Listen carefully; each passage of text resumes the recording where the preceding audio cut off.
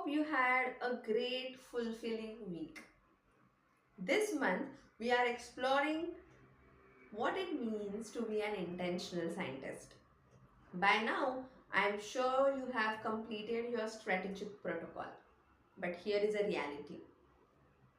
Protocol on paper doesn't yield result. Action does. In order to have the consistent actions, we need to form habits. And this is the place where most of us hit the wall. Why? Because theory is easy, but practicals are tricky. But we don't have to worry. As scientists, troubleshooting with experiments is in our blood, right? In today's video, I am going to share with you 5 unique techniques to build habits.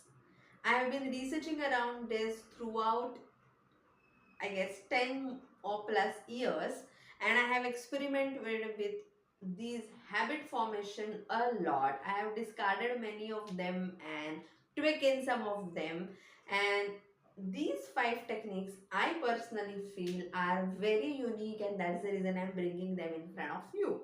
So let's dive in. The first technique is called as emotional ROI. Usually we set action goals. I want to read for 30 minutes about industry updates, or I want to run into the next marathon.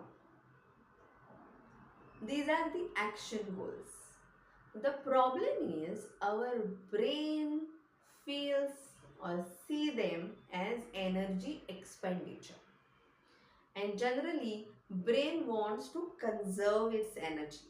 So these action goals are seen as a one more task. So instead, ask yourself, what is the emotional return of investment? What is that one feeling which you are craving for after doing that activity? It could be the excitement which you are going to feel when you finish that marathon, or it could be that unshakable confidence which you will have when you are prepared with those industry updates, when you are updated with the recent research happening around in the industry. When we are tired or bored, it is very difficult to pick up that book or go out even for that 10 minutes of run. But it's very easy to pick up confidence or pick up the excitement. So use your emotions to pull you towards the action, and you will notice the resistance starts disappearing. The second technique is called as weekly yield. Generally, we trap ourselves into daily goals. But as scientists, we know that power outage, the sudden change into the deadline can easily ruin your perfectly planned Tuesday. And if you miss one day, you feel the streak is broken and then you give up. So this second technique will help you to give a structural flexibility. Instead of saying that I will read for 30 minutes every day, set 150 minutes per week as your target, so that you can read for 60 minutes on a quieter Monday, 10 minutes on a chaotic Tuesday, and even for 90 minutes on a calmer Saturday. As long as you are completing that 150 minutes per week target, you are succeeding. So you are shifting your focus from a daily perfection to a total volume which you want to achieve per week. Isn't it amazing? Now, there could be some of you who might feel that, but I would love to have a daily rhythm. Then the third technique will definitely work for you. I personally love this technique for those days when life happens. I call this technique as medal system. So, if your goal is 30 minutes per day, then break it into the levels. Okay, so there are certain days when the schedule is completely chaotic and you just cannot find 30 minutes, neither 10 minutes. On those busy days you can still read for 5 minutes before bed, and that will be your first bronze level. If you could read for 5 minutes, you can still claim the bronze medal. Then there are certain days when you cannot find the whole 30 minutes, but you can still find more than 5 minutes, and that's where the intermediate level comes in. I call it as a silver medal or silver day. If you can read for 15 minutes, you will claim the silver medal. And if you can read for 30 minutes, obviously you would get gold medal. So you are not breaking the rhythm, you are not breaking the momentum of your habit. So the rule is never miss the bronze day. This particular techniques helps you to prevent all or nothing mindset, which generally kills the habit. So we have covered 3 methods until now. The first one is the emotional ROI, the second one is the weekly yield, and the third one is the medal system. Let's move towards the fourth technique. The technique name is called if-then conditions. In this technique, you are anticipating the challenges before they come up, and then you are pre-coding your system. You are not getting surprised by those sudden late meetings or change into your schedule because you are already prepared for them. For example, the goal could be, or the if then condition could be, if I have a morning meeting which cancels my gym time, then I will go for a walk for 20 minutes in the evening.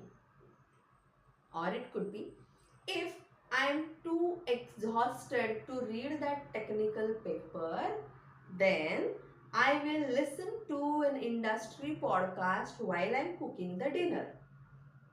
So this technique gives you a flexibility, the structural flexibility. You are not failing to your habits, but you are changing the way you are performing that action. You are just using a different branch of a protocol, right? Now let's go to the fifth technique. It's a very personalized technique. You all might have heard that we should use trackers for seeing the habit progress.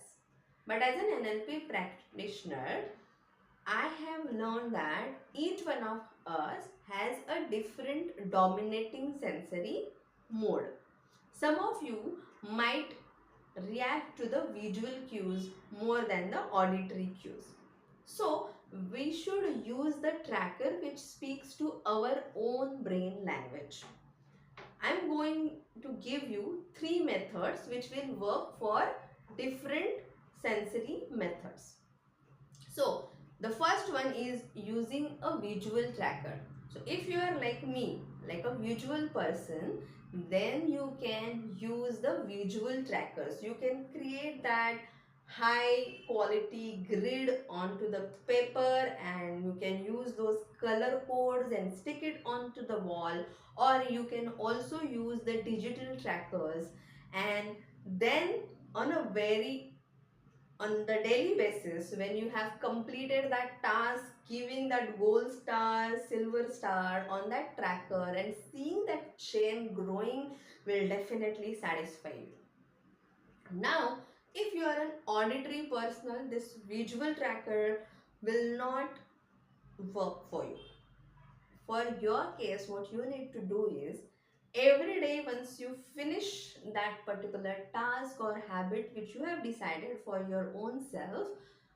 Pick up your mobile phone and record for maybe even for a 5 second that 24th Jan, the task done, and then listen to your own voice. That gives you the satisfaction. That everyday log, when you will listen it for your own self, you will feel satisfied that I have done that particular task. And if you are a kinesthetic person, then for you should feel that weight of the task. So what you can do is take two jars. In one jar, add some marbles. Whenever you complete your task, move one marble from this jar to the empty jar. That physical movement of marble, that noise of the marble when it hits the empty jar will give you that satisfaction of task done. So this is how you can tweak in your trackers based on your personal preferences. I hope you like all these 5 techniques and you now have understood that habits are not something which should be formed based on your willpower, but they need the internal architecture so that you accomplish them without feeling overwhelmed.